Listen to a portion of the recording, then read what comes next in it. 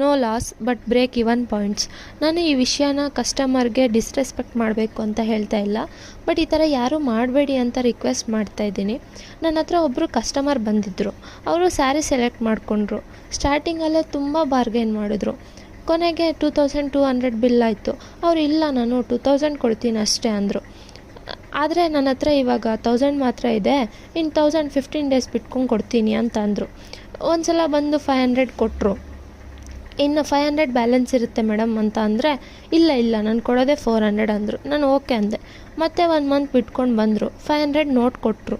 ನಾನೇ 100 ಚೇಂಜ್ ಕೊಟ್ಟೆ. ಮತ್ತು ನನ್ನ ಹತ್ರ ಅಮೌಂಟ್ ಇದೇ ಇರೋದು, ಇನ್ನೊಂದು 100 ವಾಪಸ್ ಕೊಡು ಅಂತಂದರು. ನಾನೇನು ಮಾಡಿದೆ, ಇನ್ನು ಸ್ವಲ್ಪ ದಿನ ಬಿಟ್ಕೊಂಡು ಕೊಡ್ಬೋದು ಇವರು ಅಂತ ಹೇಳ್ಬಿಟ್ಟು ನಾನು 100 ವಾಪಸ್ ಕೊಟ್ಟೆ. ನನಗೆ ಕೊಡಬೇಕಾಗಿದ್ದಿದ್ದು 500, ಬಟ್ ಆ್ಯಕ್ಚುಲಾಗಿ ನನಗಿವಾಗ ಅವ್ರು ಕೊಟ್ಟಿದ್ದು 300. ನನಗೆ ಶಾಕ್ ಆಗಿದ್ದ ವಿಷಯ ಏನು ಅಂತಂದರೆ, ಅವರು ನಾನು 100 ರೂಪೀಸ್ ವಾಪಸ್ ಕೊಟ್ಟ ಮೇಲೆ ಏನು ಹೇಳ್ತಾ ಇದ್ದಾರೆ ಅಂತಂದರೆ, ಅಷ್ಟೇ, ನಿನಗೂ ನನಗೇನು ಬ್ಯಾಲೆನ್ಸ್ ಇಲ್ಲ ಅಂತ ಹೇಳ್ತದೆ. ನಾನು ಹೇಳಿದೆ, ಇಲ್ಲ ಮೇಡಮ್, ನೀವು ನನಗೆ 500 ಕೊಡಬೇಕಿದ್ದಿದ್ದು 300 ಕೊಟ್ಟಿದ್ದೀರಾ, ಲಾಸ್ ಆಗುತ್ತೆ ಮೇಡಮ್ ಅಂತಂದರೆ ಅವ್ರು ಮತ್ತೆ ಅದೇ ಡೈಲಾಗೆ ರಿಪೀಟ್ ಮಾಡ್ತಾಯಿದ್ದಾರೆ.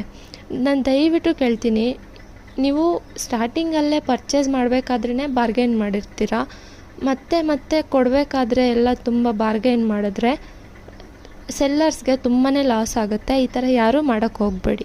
ಇಲ್ಲಿ ತೋರಿಸ್ತಾ ಇರೋ ಸ್ಯಾರಿ ಮೈಸೂರು ಕ್ರೇಪ್ ಸಿಲ್ಕ್ ಸ್ಯಾರಿ. ನಿಮಗೆ ಬೇಕಾದರೆ ನನಗೆ DM ಮಾಡಿ. ವಾಸುದೇವ ವಸ್ತ್ರಾಸ್ ಬೈ ಹರಿಣಿ. ಸುಂದರವಾಗಿ ಕಾಣೋಕ್ಕೆ ಸುಲಭ ಆಯ್ಕೆ.